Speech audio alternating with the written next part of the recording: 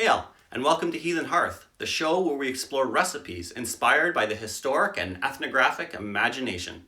This week, our imagination takes us to the Game of Thrones world of Westeros, where we will be having Dornish snake with a fiery sauce. Now don't worry, no snakes were harmed in the making of this dish.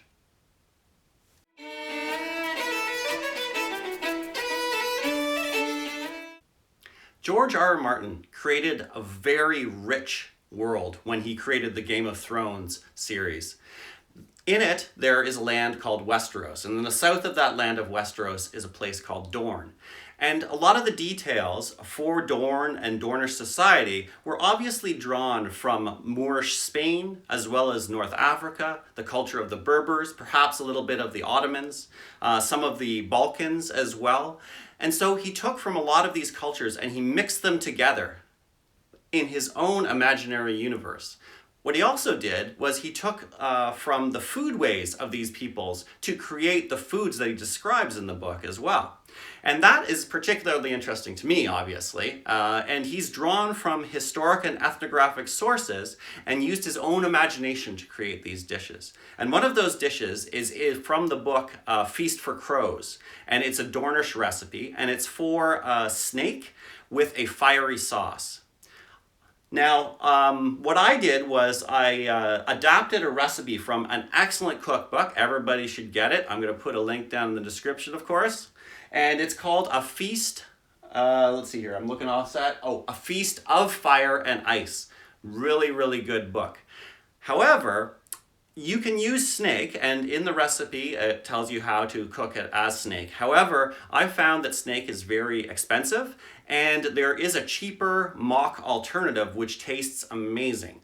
So I could go to Bear Brook Farms, which is a farm not too far from here, and I do recommend them. They have excellent game meat. However, it's a lot easier for me to go and source the necks of either duck or turkey, which are very inexpensive cuts, and when they're cooked, they have a look of snake, and they taste fabulous, and they hold up well to the spicy sauce as well. And so the spicy sauce, as written in the book, has a little bit of venom to make it strong, as well as mustard seeds and dragon peppers. And dragon peppers, of course, are chili peppers as a substitute, and mustard is just mustard. But for the venom, I think what we're going to be using is a little bit of the cassareep, which I've used in a previous episode, just because it has that slight bitter tang. So, without further ado, let us get on with the recipe.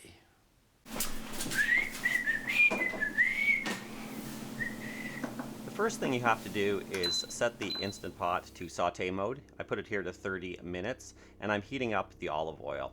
I've got about 3 tablespoons in there, and you can choose any kind you want. Probably the best would be a North African or Tunisian type for this recipe. I'm throwing in the brown mustard seeds. You want them to get fragrant and to start popping.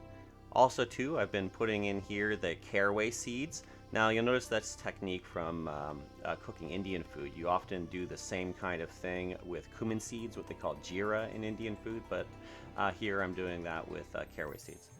I've got Thai chilies here as well. Now they're fresh. I wanted them to have that kind of bright flavor. Taking off the stems, but I'm going to be putting them in whole. It doesn't make too much of a difference in this dish because when it pressure cooks, the hot flavor goes into pretty well the rest of the dish. So it's not like you do sometimes in Chinese cooking where you throw in the whole pepper so that you don't get as much spice. Here it will be very spicy. I also have that going in with the olive oil so that we can get that flavor. I've reserved a few hot peppers back in case I want to use them later on in the recipe. I don't want it to get so spicy I can't eat it. So I decided to hold a few of them back just in case.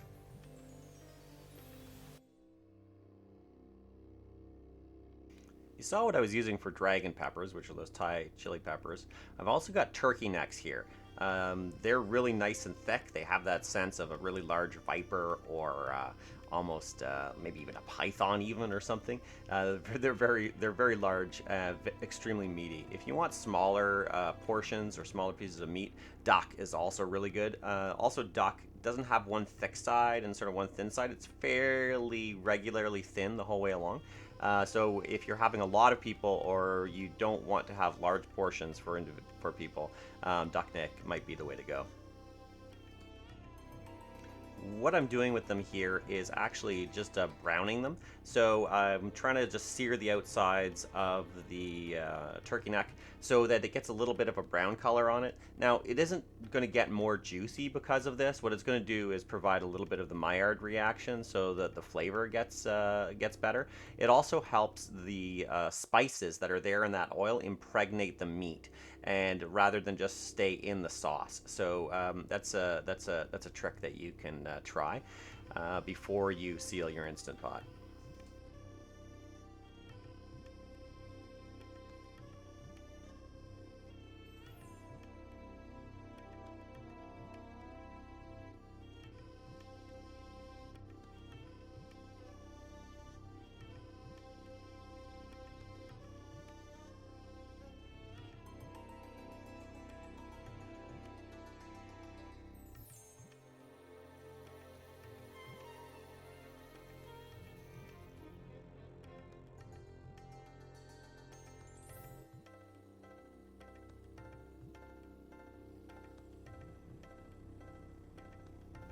With that initial preparation out of the way, now is the time to load up the Instant Pot.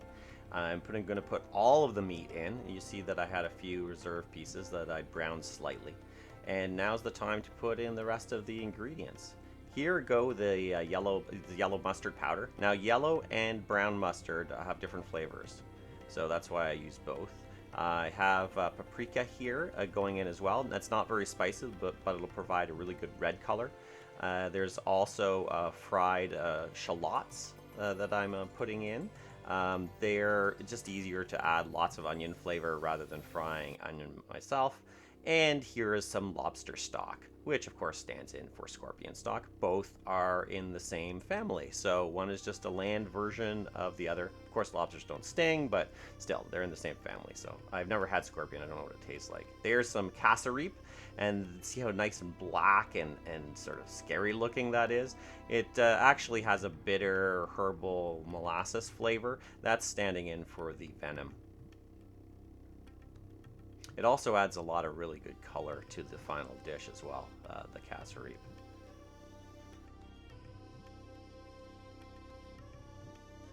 Just tossing the meat around there just to get everything mixed together and in the pot. And it looks like everything's done. Now we put the lid on the Instant Pot, make sure that it goes and shuts and seals, and you turn the vent to sealing mode. The cooking time that I'm going to be using here will be on manual mode, so make sure to turn your pot off, put it on manual mode, and I'm going to be using 80 minutes. 40 to 45 minutes is generally the regular cooking time for a stew-like meat. However, neck meat is very tough, so you want to cook it a very long time. That's why I put it up to roughly double the amount you would do with a boneless meat in small cubes. And now we just have to wait until the next step. Yes! I've preheated my oven to around 400 degrees, and I have a baking stone tray here that I've lightly oiled. Just took the vent and changed it from sealing mode to venting mode, and now I am waiting patiently for the pressure to release so that I can take out the turkey necks and put them on this tray, because they will be soft and delicious right now. However, what we really want to have is that final crisp. So what I'm going to be doing is another step after this, which I'll show you in just a second.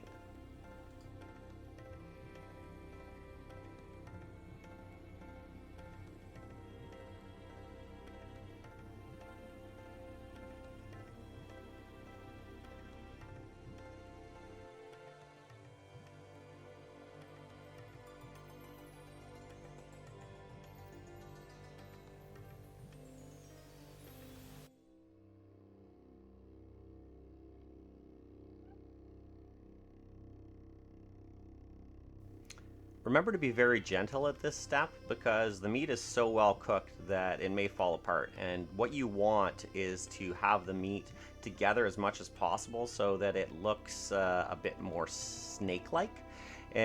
So I have a few pieces that broke apart, but you know, this actually makes for a more delicious final product because the more surface area you have, the more caramelization can take place. Just making sure that I have the Instant Pot turned up again here. So I turned it off manual mode and I'm putting it on saute mode high. That's because I want to make a sauce out of this delicious remaining liquid in the pot.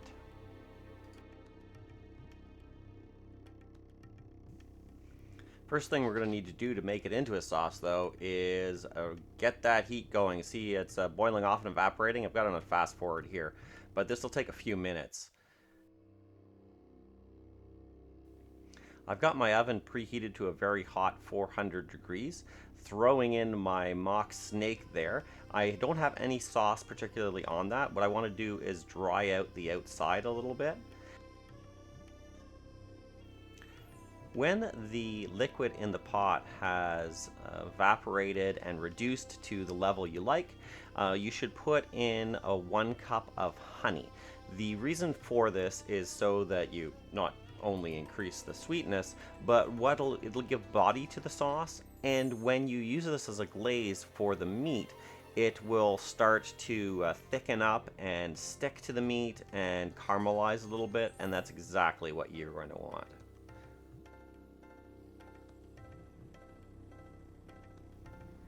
In Northern European cuisine, we're used to thickening sauces with wheat flour. That's very common. However, in Indian cooking, quite often sauces are flavored with a bean. And here, I'm going to be using a chickpea flour, a slurry of it, to thicken the sauce. I really like the way chickpea thickens sauces. And I just find it adds a little bit of flavor. It almost gives it sort of a silkiness like a tofu, and it doesn't have that really thin quality that a cornstarch does. So try it out in your dishes. I used it in this one and I found it worked extremely well.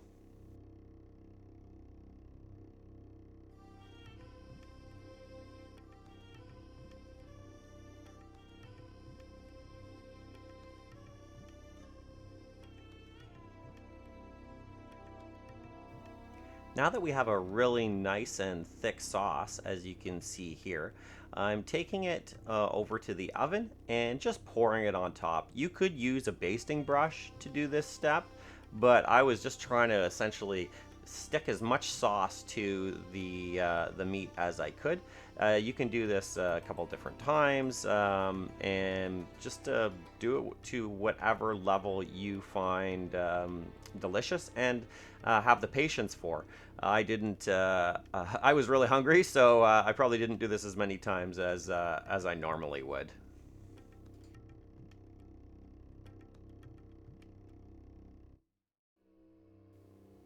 There's a kitchen trick that I'll show you here. You just crack the oven door a little bit.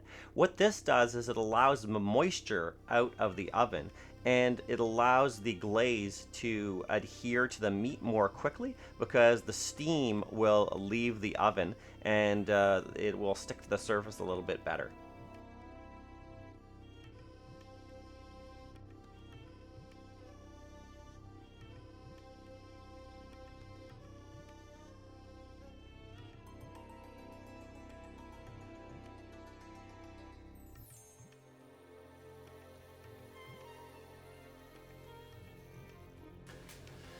Everything's done. We have our Dornish snake here, or turkey neck, and I'm going to try it out.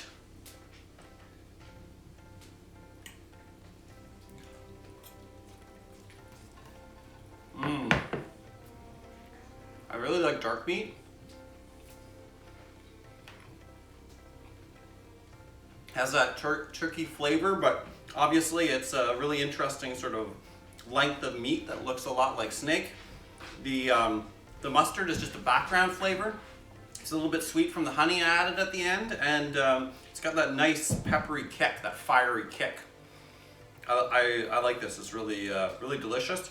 And it's a great way to eat neck meat. That's a meat not a lot of people don't yet have very often. So, until next week, keep cooking. Thanks for sticking around to the end of the video, Hearthsters. This week, the bonus content is amazing. There is a recipe video for the 2 side dishes, sandgrass pilaf and a steamed snake fruit. Also, if you're new, please consider subscribing to this wicked channel.